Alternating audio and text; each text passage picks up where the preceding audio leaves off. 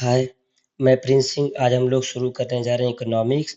Economics का chapter 2 जिसका नाम है sectors of the Indian economy. Chapter 1 हम लोग ऑलरेडी कवर कर चुके हैं। आज चैप्टर 2 हम लोग कवर करने जा रहे हैं। इस पूरे चैप्टर को हम लोग 3 पार्ट में डिवाइड करके पढ़ेंगे। पहला जो होगा इकोनॉमिक एक्टिविटीज़ के बेस पे सेक्टर्स, दूसरा एम्प्लॉयमेंट के बेस पे, और तीसरा किसके बेस पे? ओनरशिप के बेस पे है। ठीक है। तो अब कुछ एक्टिविटीज़ मतलब अब हम लोग सेक्टर जो है इंडियन इकोनॉमी के, तो कुछ एक्टिविटीज़ ऐसी होती हैं जो गुड्स का प्रोडक्शन करती हैं। किसका प्रोडक्शन करती हैं? गुड्स का। और कुछ एक्टिविटीज़ ऐसी होती हैं जो प्रोडक्शन करती हैं सर्विस का।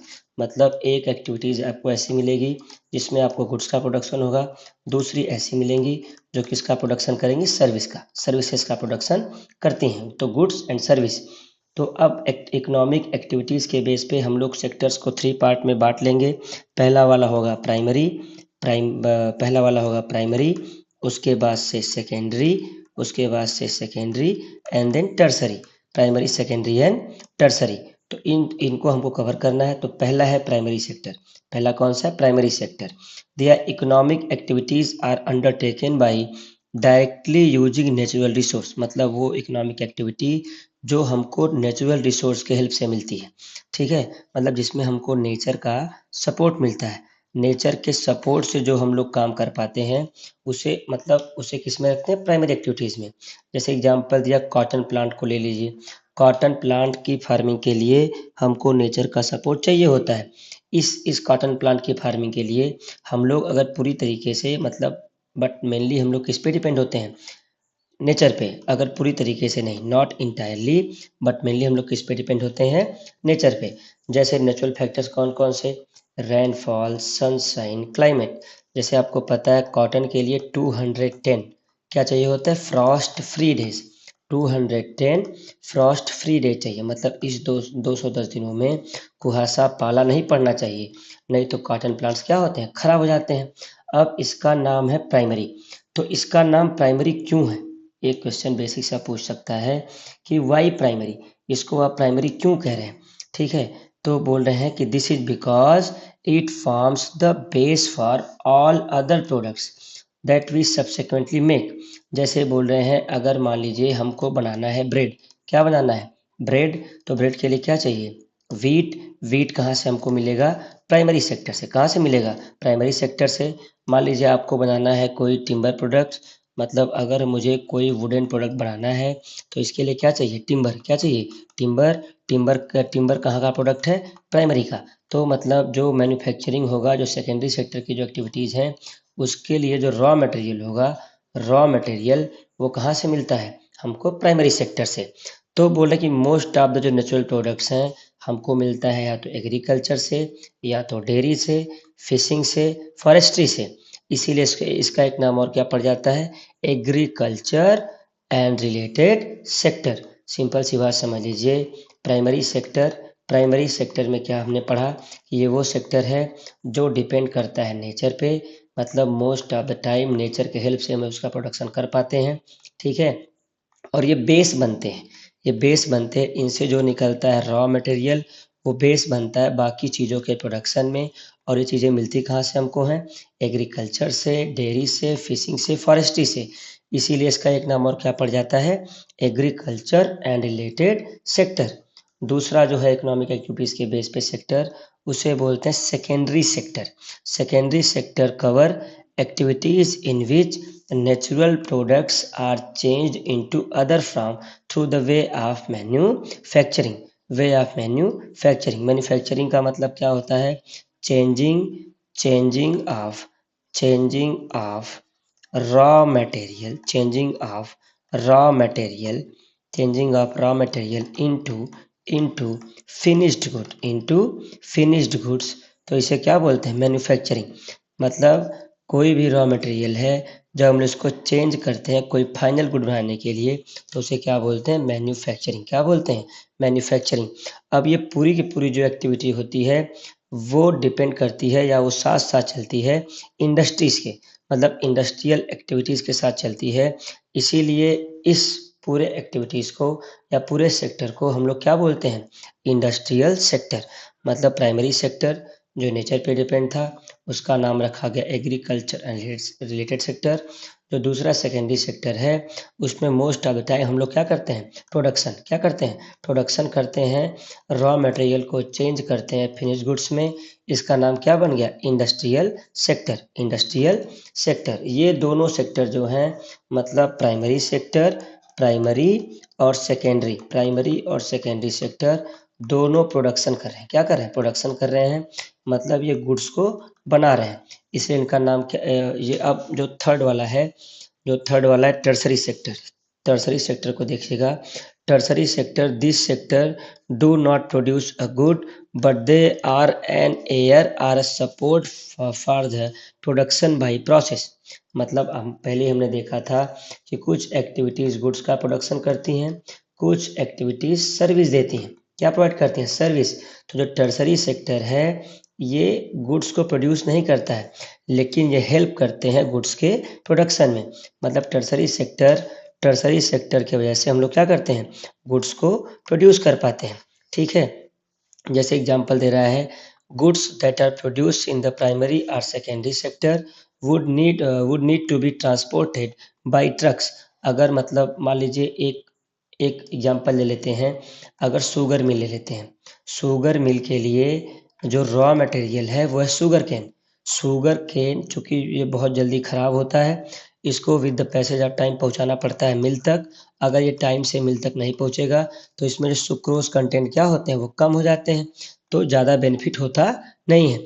अब ये ट्रांसपोर्ट का नीड होगा, ये ट्रांसपोर्ट लेके जाएगा शुगर केन को, फार्मर के फील्ड से शुगर मिल तक लेके जाएगा। तो ये जो ट्रांसपोर्ट है, ये एक तरीके से क्या प्रोवाइड कर रहा है, सर्विस। क्या प्रोवाइड कर रहा है, सर्विस।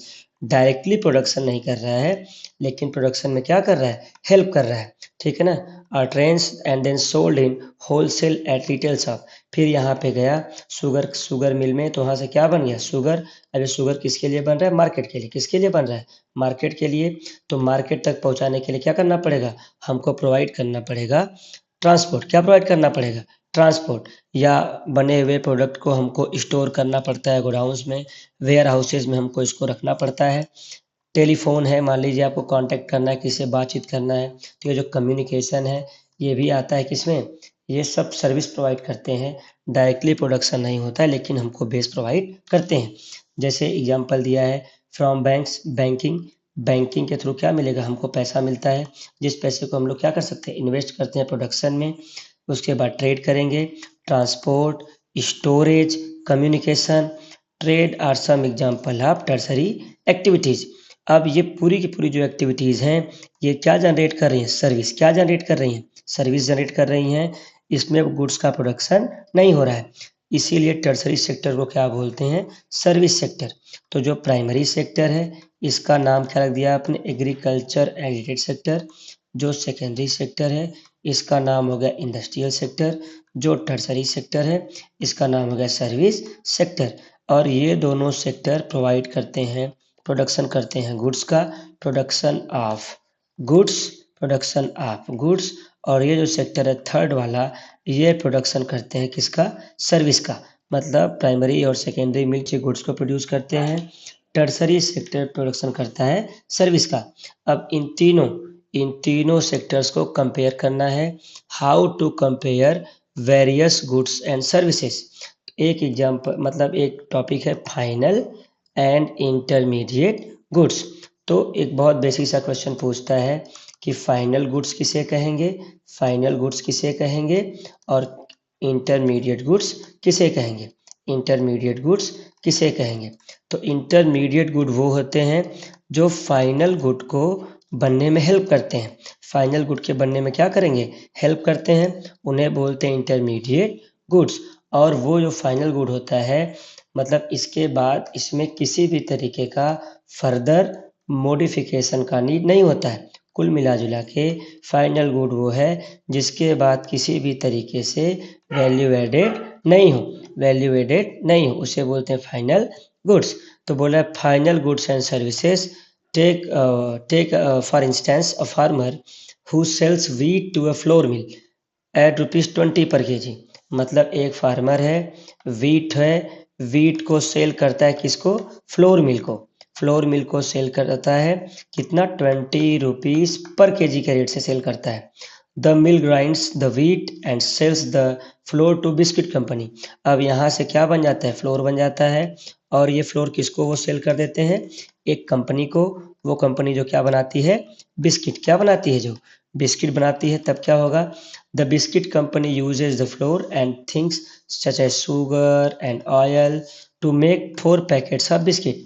मतलब आप समझ लीजिए, अगर केवल फ्लोर को यूज किया जाए, केवल आटे को यूज किया जाए, केवल किसको, आटे को, तो ये आटा क्या हो जाएगा, हमारा फाइनल प्रोडक्ट। तो व्हीट इसके लिए क्या बन जाएगा, प्राइमरी प्रोडक्ट। लेकिन अगर ये फ्लोर आगे चल के यूज हो रहा है बिस्किट के मेकिंग में, तो ये फ्लोर, ये व्हीट दोनों क्या बन जाएंगे, इंटरमीडिएट गुड्स, इंटरमीडिएट गुड्स। और ये बिस्किट हमारा क्या बन जाएगा, फाइनल गुड्स। क्या बन जाएगा, final goods. It's sell biscuits in the market to the consumer as ₹80 per KG. मान लो 20 रुपया पर पैकेट के हिसाब से बेच रहा है, 4 पैकेट्स को बनाया था। तो ये बिस्किट क्या कहलाएगा, फाइनल गुड्स, क्योंकि अब इसके बाद अब ये वैल्यू ऐड नहीं कर रहा, जितना भी वैल्यू ऐड करना था वो सब हो गया। तो जिस प्रोडक्ट के बाद वैल्यू एडेड प्रोसेस नहीं हो उसे बोलते हैं फाइनल गुड्स। जो गुड्स कहाँ तक पहुँचती हैं, कंज्यूमर के पास। कहाँ तक पहुँचती हैं, कंज्यूमर के पास। सिंपल एक क्वेश्चन पूछ रहा है, why are only final goods and services counted. अब ये पूछ रहा है कि केवल क्यों फाइनल गुड्स एंड सर्विस को ही काउंट करते हैं। फिर से उसी एग्जाम्पल पे चलिए। जैसे फ्लोर मिल वाले को व्हीट 20 रुपीज़ पर केजी में बेचा गया था। अब ये फ्लोर मिल वाला क्या किया, ये बिस्किट कंपनी को फ्लोर बेच दिया। तो मतलब अब जब बिस्किट कंपनी वाले 80 रुपीज़ का वो बेच रहे हैं या 20 रुपीज़ पर पैकेट से बेच रहे हैं, इसका मतलब इन्होंने इस फ्लोर का और इस फ्लोर ने इस व्हीट का वैल्यू क्या किया हुआ था, ऑलरेडी ऐड किया हुआ था। अगर मतलब 20 रुपया व्हीट का भी ले लिया जाए, फिर फ्लोर का भी ले लिया जाए, फिर बिस्किट का लिया जाए, तो एक ही चीज़ के मतलब एक ही प्रोडक्ट को हम लोग क्या करेंगे, बार बार उसको ऐड कर लेंगे। जैसे in contrast to final goods, goods such as wheat and the wheat flour is the example of intermediate goods. Intermediate goods are used up in producing final goods and services. Intermediate good को हम लोग use करते हैं final goods and service को produce करने में। The value of final goods already includes, ध्यान समझिएगा, the value of all the intermediate goods. तो जो बिस्किट है, बिस्किट में जितने भी इंटरमीडिएट गुड्स का यूज हुआ है, उन सब के वैल्यू को ऐड करने के बाद उसका प्राइस हुआ था 80 रुपीज़। उसने ऑयल, शुगर, लेबर चार्ज और फ्लोर, इन सब के प्राइस को ऑलरेडी क्या कर लिया था, ऐड कर लिया था। तो the value of 80 for the biscuit, जो कि एक फाइनल गुड है, already includes the value of floor, जो कि 25 रुपीज़ का। 20 का व्हीट था, व्हीट को ग्राइंड किया, व्हीट हो गया, फ्लोर हुआ 25 का, और फिर ये कितने का बना, 80 का, जो बना बिस्किट। तो ये जो 80 रुपीज़ जो प्राइस रखा गया है, इसने प्राइस रखा फ्लोर को ऐड करके। और ये जो फ्लोर है जो 25 का बना, इसने 20 रुपीज़ प्राइस किसका रखा था, उस व्हीट का। तो अगर इस 20 को भी ऐड कर लोगे, इस 20 को भी ऐड कर लिए, फिर 25 फ्लोर को ऐड कर लिए, फिर 80 को ऐड कर लिए, तो ये मतलब एक तरीके से डुअल मेजरमेंट हो जाएगा। एक ही चीज़ को हम लोग क्या कर रहे हैं, बार बार मेजर कर रहे हैं। जबकि ये जो 80 रुपीज़ है, इसने अपने पीछे के जितने भी इंटरमीडिएट गुड्स से उनकी प्राइस को ऑलरेडी ये ऐड किया हुआ है। समझ रहे हैं बात को। फिर एक आता है gross domestic product, in short GDP, कि मतलब एक कंट्री के एक जो किसी भी इकोनॉमी को ले लो, एक ईयर के अंदर, ईयर कैसा होता है, फाइनेंशियल ईयर। कैसा ईयर होता है, फाइनेंशियल ईयर। जितने भी फाइनल गुड्स एंड सर्विसेज का प्रोडक्शन होता है, जितने भी फाइनल गुड्स एंड सर्विस का प्रोडक्शन होता है, उनकी जो मॉनेटरी वैल्यू होती है, उनकी मॉनेटरी वैल्यू को जो हम लोग क्या करते हैं, ऐड करते हैं। ऑल 3 सेक्टर्स के जो भी गुड्स हैं, सर्विसेज हैं, तो हमको क्या मिल जाता है, GDP, जिसे बोलते हैं ग्रॉस डोमेस्टिक प्रोडक्ट। तो क्या, the value of final goods and services produce in each sector, मतलब primary, secondary and tertiary, during a particular year provides the total production of the sector of that year. जैसे हमारे country में जो financial year है वो है 1 अप्रैल से 31 मार्च तक। 31 मार्च तक, इस पूरे सेशन में, इस पूरे एक साल के टाइम पीरियड में जितनी भी गुड्स एंड सर्विस की प्रोडक्शन होगी उनके फाइनल वैल्यू को जो हम लोग क्या कर लेंगे, ऐड कर लेंगे, तो क्या मिल जाएगा हमको, जीडीपी। तो जीडीपी क्या है, sum of production in the different sector gives what is called the gross domestic product of a country.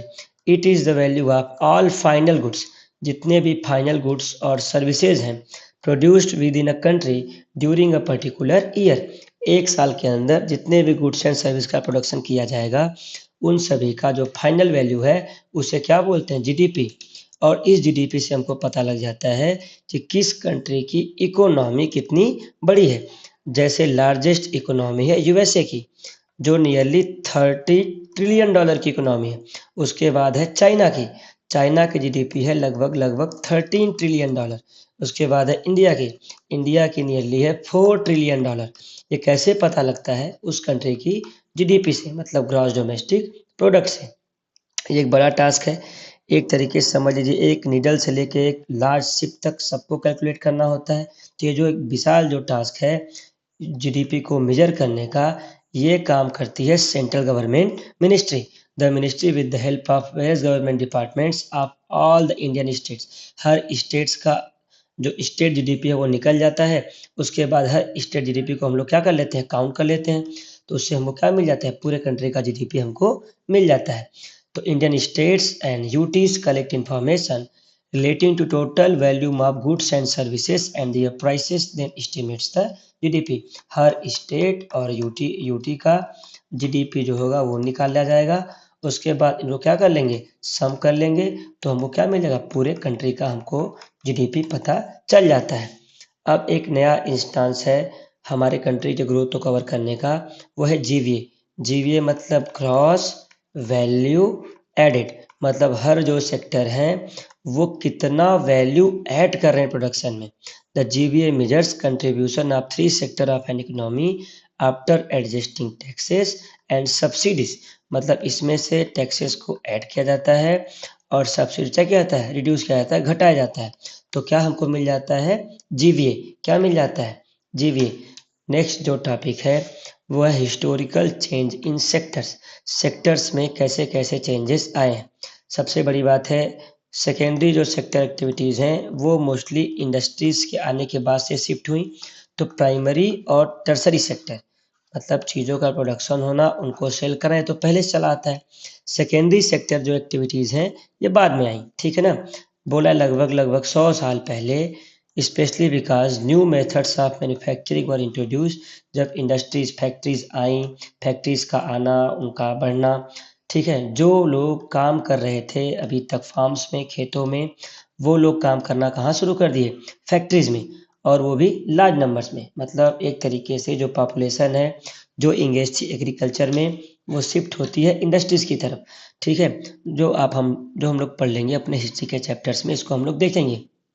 तो अब लोग क्या करते हैं, बहुत सी ऐसी गुड्स एंड सर्विसेज हैं जिसको फैक्ट्रीज में बहुत ही चीप रेट से मैन्युफैक्चर करना शुरू करते हैं। जो हैंडमेड्स गुड्स होते हैं वो टाइम कंज्यूमिंग होते हैं, उनका प्राइस भी क्या होता है, ज़्यादा होता है। तो जो सेकेंडरी सेक्टर्स हैं वो ग्रेजुअली क्या हो गए, बहुत इंपॉर्टेंट हो गए टोटल प्रोडक्शन में भी, और बहुत सारे लोगों को काम भी दिया। तो किस में, एम्प्लॉयमेंट में। मतलब प्रोडक्शन और एम्प्लॉयमेंट के बेस में जो सेकेंडरी सेक्टर है वो क्या हो गए, सबसे इम्पोर्टेंट हो गए। तो एक शिफ्ट हुआ, मतलब प्राइमरी सेक्टर से लोग शिफ्ट हुए किधर, सेकेंडरी सेक्टर की तरफ।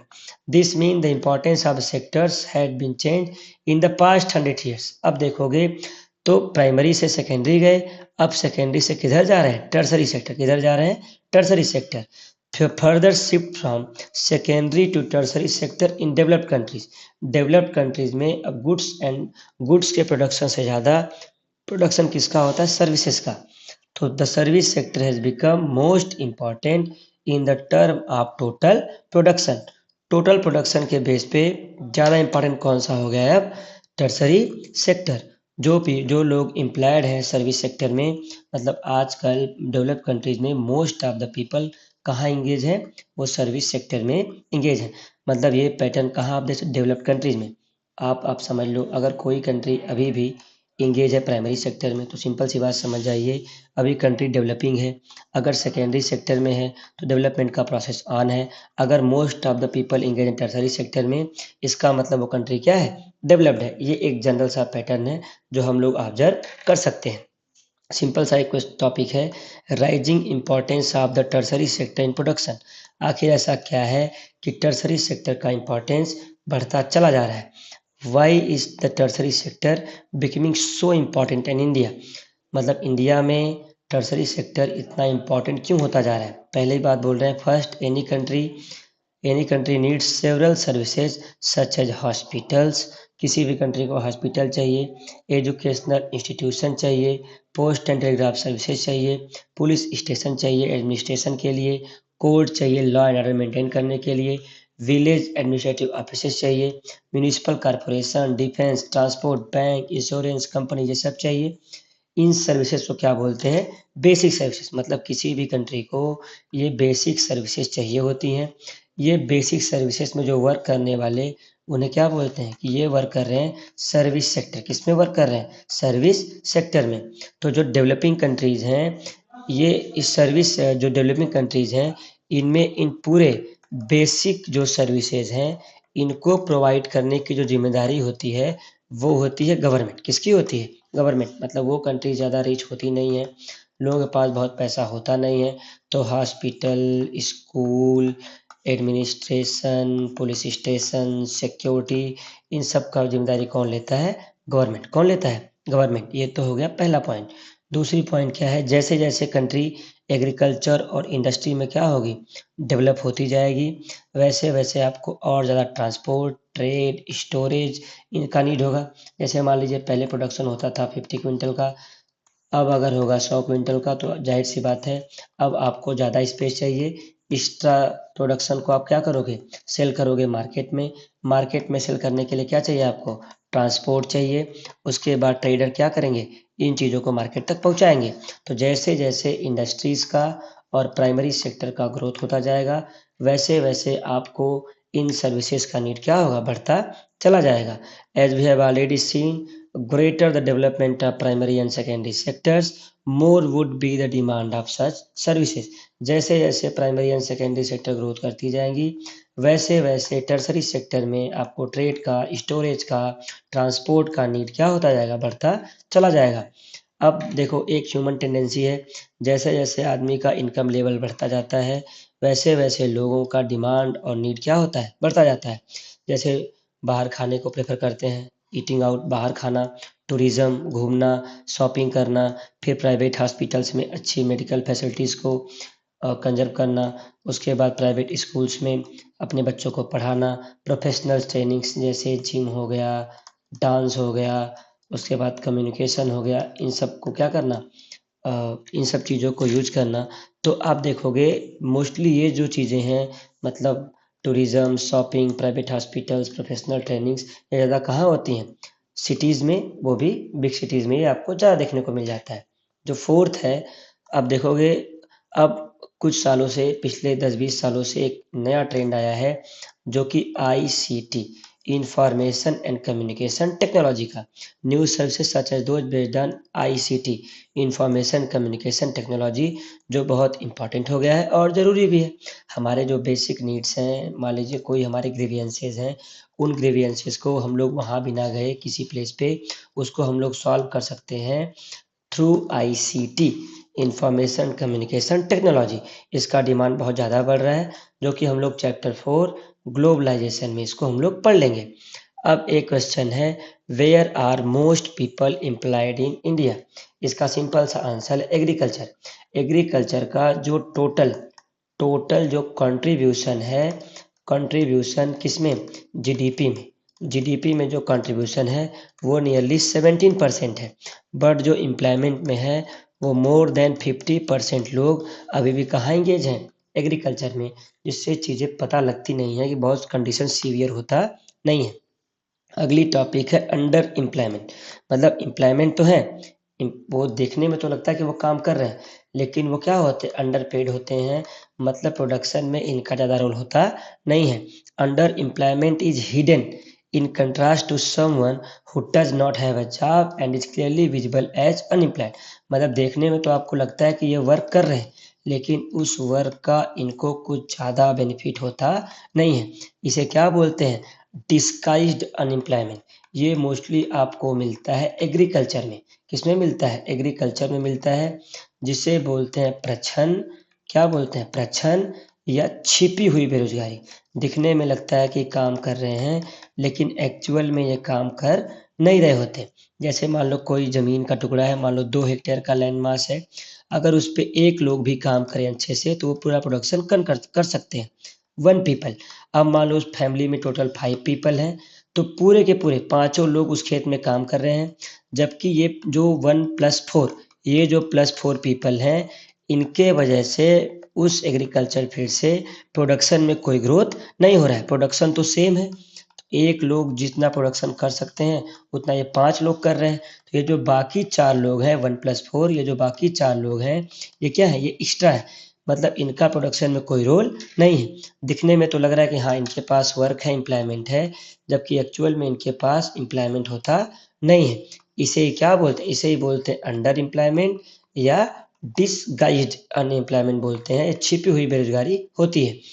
अब नेक्स्ट है how to create more employment. Book में एक एग्जाम्पल दिया लक्ष्मी का। लक्ष्मी का एग्जाम्पल है। लक्ष्मी के पास 2 हेक्टेयर का लैंड मास है, जिस पे वो खेती करती हैं। मोस्ट ऑफ द टाइम इनको इरिगेशन फैसिलिटीज़ वहाँ पे अवेलेबल नहीं है। तो इरिगेशन फैसिलिटीज़ अवेलेबल नहीं है, केवल 1 क्रॉप का प्रोडक्शन करती हैं। ठीक है, अगर यहाँ पे इरिगेशन फैसिलिटीज़ को इम्प्रूव किया जाए, इनको एकदम लो इंटरेस्ट रेट पे, लो इंटरेस्ट पे क्या दिया जाए? लोन दिया जाए, इनको सीड्स दिए जाएँ, इनको और भी जो इक्विपमेंट चाहिए एग्रीकल्चर के लिए, अगर ये प्रोवाइड करे जाएँ, तो क्या हो जाएगा? हो सकता है कि ये 2 से ज़्यादा बार करें। मतलब रबी, खरीफ और जायद की खेती भी कर सकती हैं, रबी, खरीफ एंड जायद की खेती भी कर सकती हैं, तो प्रोडक्शन बढ़ जाएगा। अगर मान लो केवल वीट का कर रही हैं, वीट से अगर एक आदमी को 50 डेज़ का एम्प्लॉयमेंट मिल रहा है, तो राइस से भी 50 डेज़ का मिल जाएगा और जैद से भी 20 डेज़ का मिल जाएगा। तो प्रोडक्शन मतलब ऐसे करने से एम्प्लॉयमेंट को हम लोग क्रिएट कर सकते हैं। तो दिया है इम्प्रूवमेंट इन इरिगेशन। अब मान लो कि ऐसे रीजन जहाँ पे मैन्युफैक्चरिंग, आप दाल को पैकिंग कर सकते हो।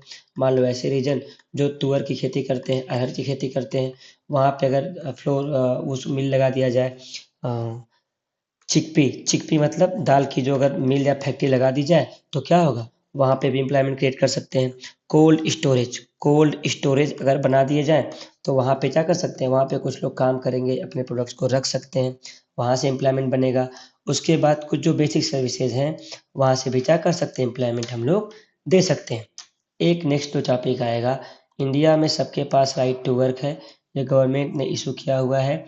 अगर ऐसे आदमी जो वर्क करना चाहते हैं, जिनको वर्क का नीड है, लेकिन उनके पास कोई भी वर्क नहीं है, कोई भी वर्क नहीं है, तो उनको गवर्नमेंट क्या करती है? गारंटेड 100 डेज़ का देती है एम्प्लॉयमेंट। 100 से क्या देती है? एम्प्लॉयमेंट देती है। उसे ही किस में रखते हैं? मनरेगा। मनरेगा, मनरेगा का फुल फॉर्म है Mahatma Mahatma Gandhi Mahatma Gandhi national Mahatma Gandhi national rural employment guarantee act. Mahatma Gandhi national rural employment guarantee act ये आया था 2005 में। 2005 में आया था ये नरेगा के नाम से, NREGA। लेकिन 2009 में इसका नाम क्या बन गया? मनरेगा। क्या बन गया? मनरेगा। 100 डेज का ये क्या देता है? गारंटेड एम्प्लॉयमेंट देने का प्रॉमिस करता है। ये आता है राइट टू वर्क के अंडर में। ये इंपॉर्टेंट है, इस बात को ध्यान से लिख लीजिएगा, नोट कर लीजिएगा।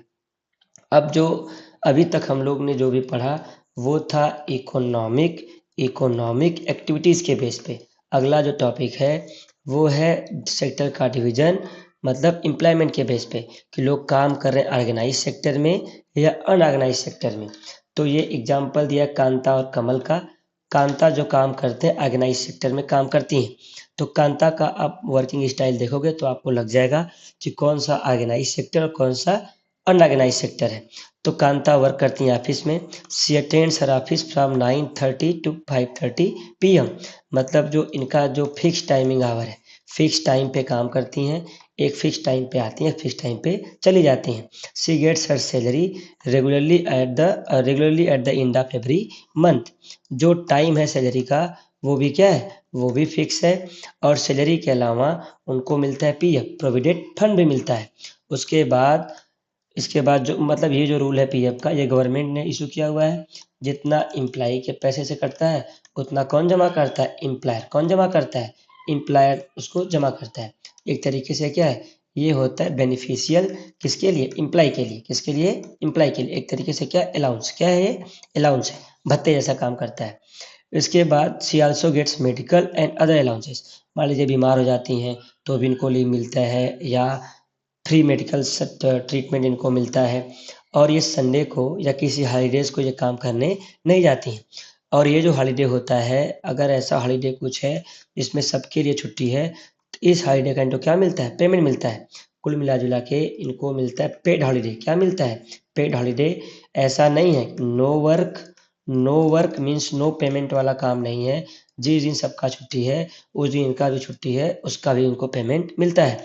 जब इन्होंने काम को ज्वाइन किया था तो इनको क्या मिला था, अपॉइंटमेंट लेटर, जिसमें काम के सारे टर्म्स एंड कंडीशंस दिए थे।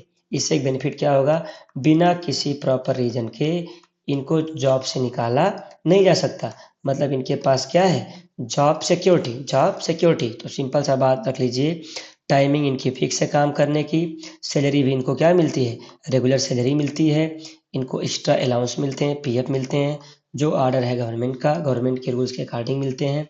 इनको मेडिकल के साथ साथ ट्रांसपोर्ट फैसिलिटीज़, उसके बाद रूम रेंट जो टीएडीए होता है वो भी इनको मिल जाता है। संडे को काम नहीं करती हैं। वो हॉलीडे कैसा होता है, पेड हॉलीडे होता है। जब काम ज्वाइन की तो क्या पाती हैं, अपॉइंटमेंट लेटर। क्या पाती हैं, अपॉइंटमेंट लेटर, जिसमें काम के सारे टर्म्स एंड कंडीशंस रखे गए थे। तो बिना किसी प्रॉपर रीजन के इनको काम से निकाल नहीं सकते हैं। जो दूसरा एग्जाम्पल है वो है अनऑर्गेनाइज सेक्टर का। मतलब कांता का स्टोरी देख लिए, अब देखिए स्टोरी कमल की। कमल जो है, कमल नेबर है कांता के। कांता के वर्किंग कंडीशन से आपको पता चल जाएगा कि कांता का कंडीशन कैसा है और कमल का कंडीशन कैसा है।